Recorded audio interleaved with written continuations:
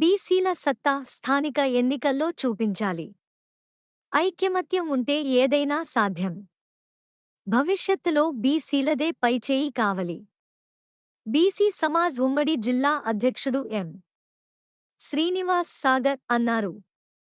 త్వరలో జరగబోవు స్థానిక సంస్థల ఎన్నికల్లో బీసీలు తమ సత్తా చాటి అత్యధిక స్థానాలు గెలవాలని బీసీ సమాజ్ ఉమ్మడి జిల్లా అధ్యక్షుడు ఎం. శ్రీనివాస్ సాగర్ అన్నారు. బీసీ సమాజ్ దేవరకద్ర కమిటీ ఆధ్వర్యంలో కౌకుంట్ల మండల కేంద్రంలో జరిగిన బీసీ కులాల ఆత్మీయ సమ్మేళన కార్యక్రమంలో ముఖ్య అతిథిగా పాల్గొని మాట్లాడారు. వచ్చిన సమూహమే ఈరోజు ఇంతమంది వచ్చింది కాబట్టి మన కలయిక, మన ఐకమత్యం స్టార్ట్ అయింది అనే దానికి నిదర్శనమే ఈరోజు ఈ కౌకుంట్ల మండలంలో జరిగిన సమావేశం. ఎందుకంటే చాలామంది వచ్చారు, అన్ని కులాలకు వెళ్ళి కూడా ఇక్కడ పార్టిసిపేట్ చేశారు. వీళ్ళందరికీ పేరు పేరున హృదయపూర్వకంగా మేము అభినందనలు, ధన్యవాదాలు తెలుపుతున్నాం.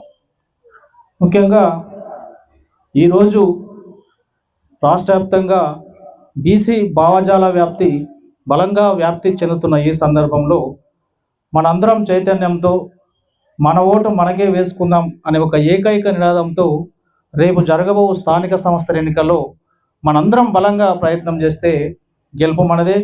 రేపు భవిష్యత్తు ఏ ఎన్నికలు జరిగినా బీసీలకే అధికారం వచ్చే విధంగా మనందరం గ్రౌండ్ స్థాయిలో పనిచేయాలని నేను మనస్ఫూర్తిగా మీ అందరికీ పేరు పేరున తెలుపుకుంటున్నా. ఇంతకుముందు పెద్దలు మాట్లాడినట్లుగా దేవరకద్ర నియోజకవర్గం ఏర్పడినప్పటి నుంచి ఈ రోజు వరకు ఒక బీసీ బిడ్డ ఎమ్మెల్యే కాలేకపోయారు. ఈ నియోజకవర్గంలో అంటే ప్రతి నియోజకవర్గంలో మహబూబ్నగర్ ఉమ్మడి జిల్లాలో 14 నియోజకవర్గాల్లో మనం 50 నుంచి 60% ఉన్నాం.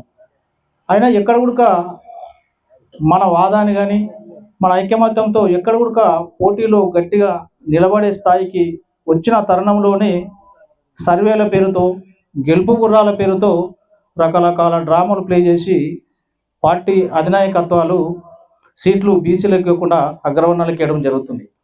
మొన్న మన పరిధిలోని దేవరకద్ర నిజామే ఒక ప్రత్యక్ష ఉదాహరణ. కాంగ్రెస్ పార్టీ నుంచి చివరి వరకు బీసీలకు ఇస్తామని చెప్పి, భారతీయ జనతా పార్టీ బీజేపీలకు ఇస్తామని చెప్పి, అక్కడ కాంగ్రెస్ నుంచి ప్రదీప్ గౌడ్కు, బీజేపీ నుంచి ఎగ్గర్ నరసింహులు, దేవరకద్ర బాలాంటి వ్యక్తులకు వాళ్ళు ఎన్నో ఏళ్ళుగా గ్రౌండ్ వర్క్ చేసినా ఒక్కరోజు ముందు పార్టీలో చేరిన వ్యక్తికి అర్ధరాత్రి టికెట్ ఇచ్చి అగ్రవర్ణాల ఆధిపత్యం ఏందో వాళ్ళు చూపించడం జరిగింది. కానీ మనం చేసింది ఏముంది? మళ్ళీ వాళ్ళకే వత్తాసు పలుకుతుంది.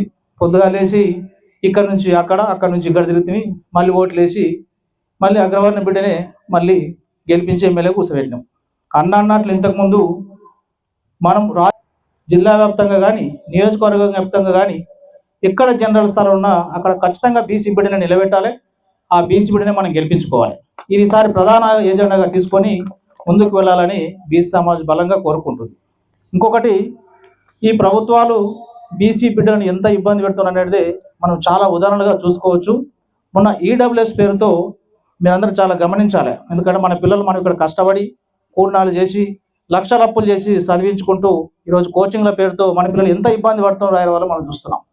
మొన్న జరిగిన గ్రూప్ 1 పరీక్షల్లో ఈ పార్టీ అధికారంలోకి వచ్చిన 2 నెలల్లోపనే G29 పేరుతో ఎంత పెద్ద మోసం చేసిందంటే, అసలు రిజర్వేషన్ లేకుండా ఒక గ్రూప్ 1 ఎగ్జామ్ నిర్వహించిన ఏకైక రాష్ట్రం భారతదేశంలో తెలంగాణ రాష్ట్రం. ఎందుకొరకంటే వాళ్ళ అగ్రవర్ణాలందరూ లేక, పై స్థాయిలో మన వాళ్ళు లేక, ఒక ఎమ్మెల్యేలో ఎంపీలో ఒక మన బలమైన మన వర్గం వాళ్ళు పైన ఉంటే రేపు కూర్చున్న కమిటీలో ఆ జీవో గురించి అయితే బయటికి ఇచ్చే ముందు ఖచ్చితంగా డిస్కషన్ జరిగేది, దాన్ని వ్యతిరేకించేది. కానీ మనం డిసిజన్ మేకర్లో లేము. ఆ జీవోలు తెచ్చే ప్రక్రియలో మన భాగస్వామ్యం లేకుండానే అగ్రవర్ణాలు వాళ్ళకు కావాల్సిన జీవోలు తెచ్చుకుంటున్నారు, అర్ధరాత్రి తీసుకుంటున్నారు, ఉన్నతమైన స్థానంలో వాళ్ళ బిడ్డను కూర్చోబెట్టుకుంటున్నారు. దీని విషయంలో మనం జాగ్రత్తగా ఆలోచించాలి. అంటే ఓటు అనేది ఎంత ఇంపార్టెన్స్ అనే దానికి అదొక ఉదాహరణ. ఎందుకంటే గ్రామ స్థాయి నుంచి మనం బలంగా ఉంటే రేపు ఎమ్మెల్యే ఎంపీ స్థానం కూడా మనం శాసించవచ్చు. అటువంటి శాసిస్తే ఇటువంటి జీవోలను కూడా మనం ఎన్నో జీవోలను రాకుండా అడ్డుకునే వాళ్ళం. ఈ విషయంలో మీరందరూ పెద్ద మనసుతో ఆలోచించాలి. భవిష్యత్తులో రేపు ఎప్పుడు జరిగినా మనం వాళ్ళ ఇంటికి వెళ్ళి మాకు ఎంపీటీసీ